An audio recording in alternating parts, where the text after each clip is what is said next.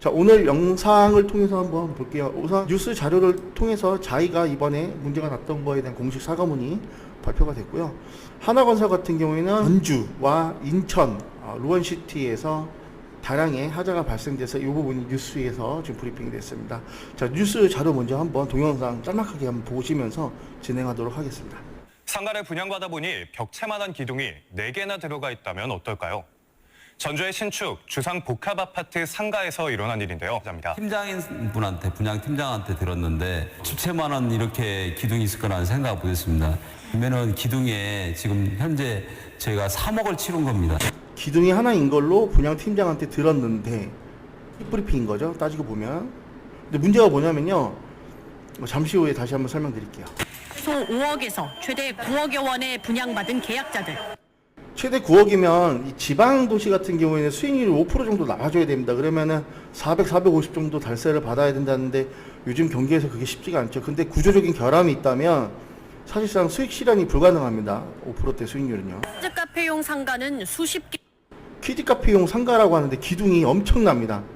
요거는 이렇게 뭐 가벽을 설치해서 뭐 룸식으로 만들어서 음악학원, 실용학원 정도면 모를까 이 키즈 카페로는 도저히 사용이 불가능한 기둥이죠. 기둥이 빽빽하게 서 있습니다. 와보니 3분의 1이 이게 기둥이잖아요. 옆에 조그맣게 붙어 있으니 괜찮다 해서 거짓 브리핑이죠. 처음부터 이런 거로 자세히 우리한테 분양자한테 브리핑을 했으면은 안 샀죠. 그렇죠. 이런 구조적인 결함은요 계약의 동기부여가 될 수 있습니다. 사전 점검에서 인분이 발견되고 하자 리스트가 대거 삭제돼 논란이 됐던 전주 에코시티 내 신축 주상복합 아파트에서 또다시 문제가 터진 겁니다.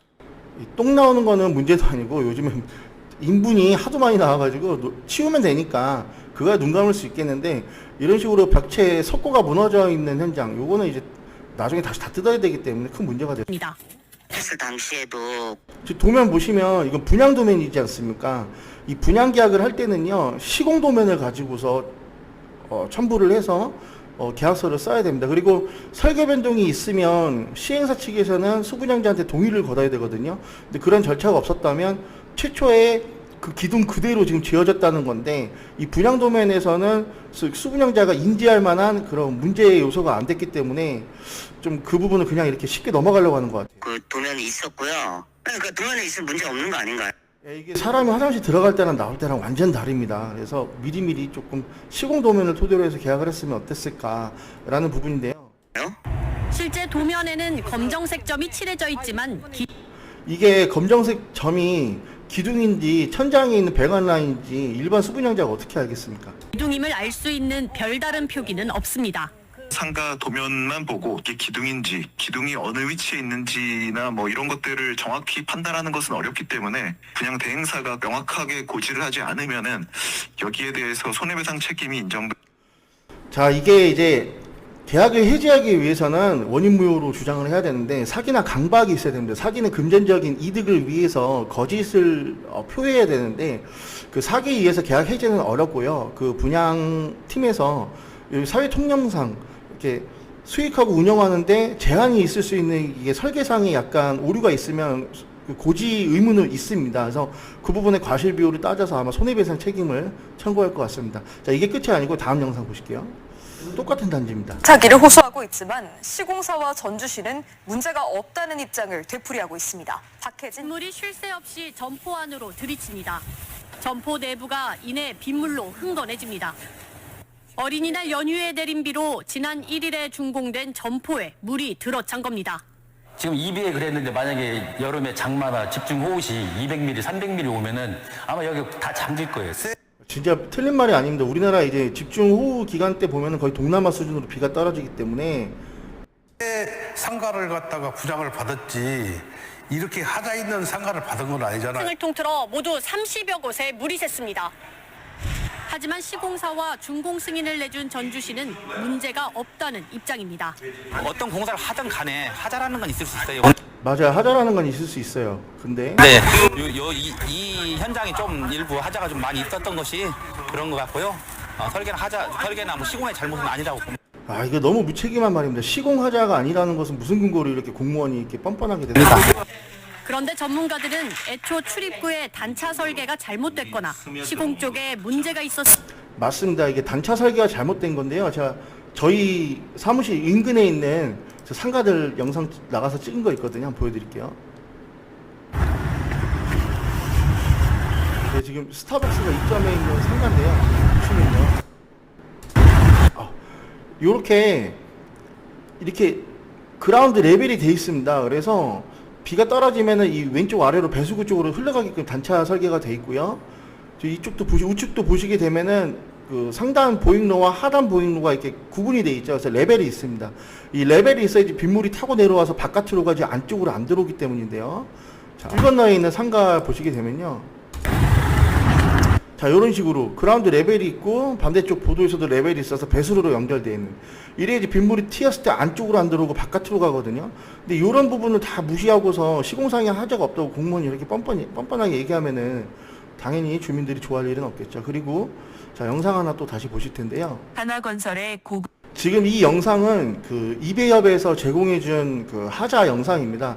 보통 이제 신축 아파트 입주하시는 분들은 하자가 있어도 이렇게 외부로 표출을 안 하거든요. 왜냐면 집값 떨어진다는 인식 때문에 그냥 속으로 썩히거나 아니면 안에서 내부적으로 잘 이용하려고 하는데, 최근에 건설사들이 이런 걸 너무 많이 이용합니다. 그래서 외래도 갑질하는 형태가 이어지기 때문에 이번에 전주에서 발생했던 하나 현장이나 인천 루원시티 하나 현장 같은 경우에도 얼마나 열이 받았으면은, 얼마나 안일하게 시공사나 공무원 측에서 이렇게 피드백을 줬으면 얼마나 열받았으면 이렇게까지 하지 않았나, 이렇게 제가 설명을 드릴 수가 있겠습니다. 자, 천장에서 물 떨어지는 거에 플러스로 지하재 주차장에도 물이 새는 현장이 굉장히 많습니다. 강남 같은 경우에는 이번 집중 호우 때 뭐 그라운드 레벨이 낮은 지역 아파트들은 다 지하가 침수가 됐는데, 그게 아니더라도 일반적으로 평지임에도 불구하고 지하에 물 새는 아파트 현장들도 요새 꽤나 많기 때문에 입주 초창기에 이거 집단적으로 이거를 잘 해결하지 않으면 나중에 이제 집중 호우 때는 차가 다 침수가 될 수 있기 때문에 이런 부분도 리스크인데, 지금 이 아파트 보시면 엔지니어드 스톤도 이렇게 깨져 있는데 그냥 그대로 그냥 시공을 했거든요. 뭐 보수 예정이라고 하고서. 다 이제 준공 승인 받기 위해서 그냥 이런 식으로 일단 대충 하고 나중에 보수하겠다 이렇게 피드백을 주는데, 보수가 입주 지정일 전에 되면 다행인데 언제 될지도 몰라요. 그래서 이런 피해는 다 고스란히 수분영자가 떠안는 겁니다. 지금 제일 중요한 게 화장실, 욕실에 벽체에 이렇게 타일 붙어 있는 집들, 거실 타일 같은 경우 이렇게 그라우트를 흑선으로 잘 이렇게 골고루 타일 뒤쪽에 발라가지고 시공을 해야 되는데, 이거 그냥 이렇게 떡 바른 겁니다. 떡 바른 거. 자, 이러면요, 습하면은 물 들어가서 나중에 이거 벽 타일이 다 그냥 와르르 무너집니다. 만약에 사람이 씻고 있는데 발등에 타일이 떨어지거나 머리에 타일 떨어지면 이거 인명사고로 갈 수 있기 때문에, 이렇게 인건비 절감하려고 이렇게 숙련도나 기술력이 없는 인부들을 활용하게 되면은 이렇게 하자가 또 발생된다는 부분이죠. 그래서 신축 첫 아파트, 이 거실 아트월 같은 경우에는 벽걸이 TV 요즘에 무타공이든 타공이든 무게가 들어가면 이렇게 타일 다 무너져 버립니다. 그래서 이것도 명백한 시공 하자다 이렇게 보실 수가 있겠습니다. 주방, 이것도 자이죠. 주방 하부장에 이 걸레바지 떼보면요, 이렇게 이 다리가 곱게 안 뻗고 왼쪽으로 이렇게 휘어져 있는 것들도 많습니다. 이것도 하자입니다. 그래서 걸레바지 떼봐가지고 이런 것도 이렇게 보셔야 되는데, 앞으로는 그냥 뭐 비용 절감한다고 개인이 하자 점검하시면 안 되고요.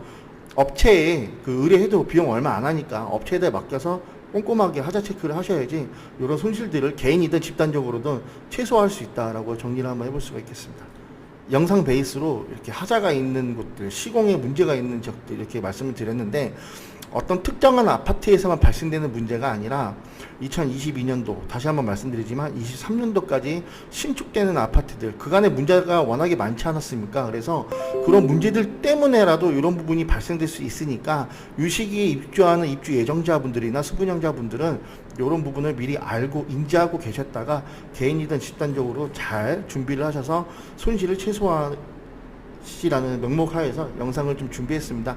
자, 오늘 영상 좀 지루했을 텐데 끝까지 시청해 주셔서 대단히 감사드리고요. 유익했다면 구독과 좋아요 한번 부탁드리겠습니다.